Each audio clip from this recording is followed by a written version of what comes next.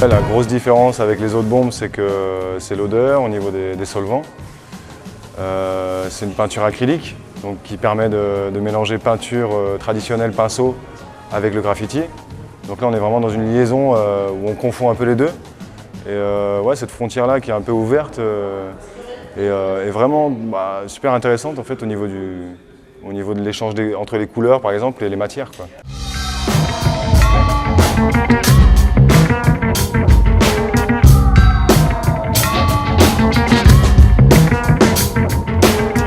Autant on fait des coulures avec les pinceaux, autant là on a envie de quelque chose de plus léger, de plus aérien, de superposer des couches, de faire des choses presque classiques pour faire émerger autre chose. Mais c'est tentant de... Là je suis très intriguée de voir les possibilités.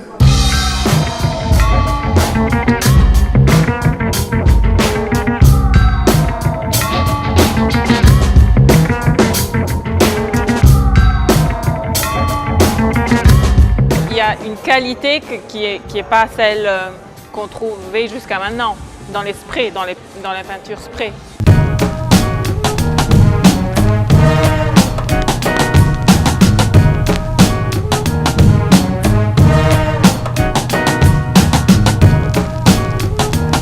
Là, pour les peintres de chevalet, c'est vraiment des produits qui vont pouvoir apporter des tas de nouvelles solutions, des choses très vaporeuses, des utilisations de pochoirs, vraiment des jeux d'empreintes.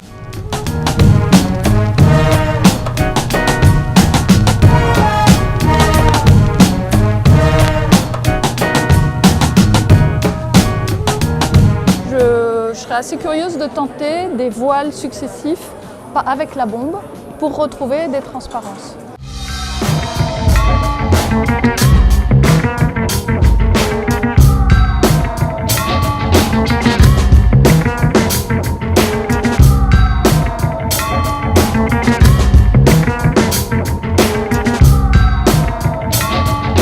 C'est fondamental.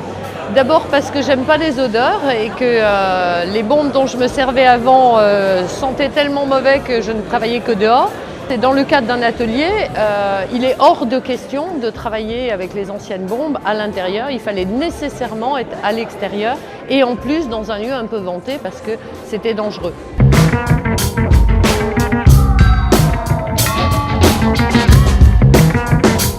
On ne peut pas se permettre en tant qu'artiste de risquer d'intoxiquer le public qui est là ou qui participe. C'est vrai qu'au niveau des sprays, j'ai rarement travaillé quand je travaillais avec des enfants ou avec du public même plus âgé.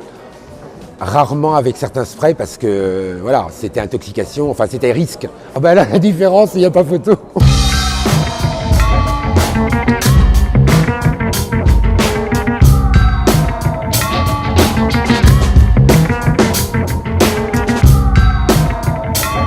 Moi, peintre de chevalet, je dirais, utilisateur de peinture acrylique et de peinture à l'huile, je suis pressé de l'essayer. Je vais l'essayer parce que le peintre, quand il a un nouvel outil, en profite pour une nouvelle aventure.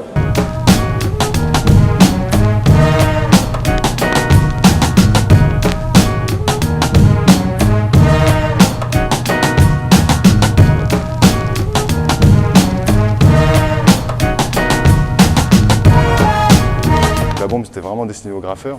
Et là, aujourd'hui, on voit bien que dans le mouvement du street art, maintenant, du coup, c'est plus du graffiti pur. C'est vraiment, on arrive à l'artistique dans la rue, quoi. Et du coup, c'est une belle progression, moi, je trouve. En tout cas.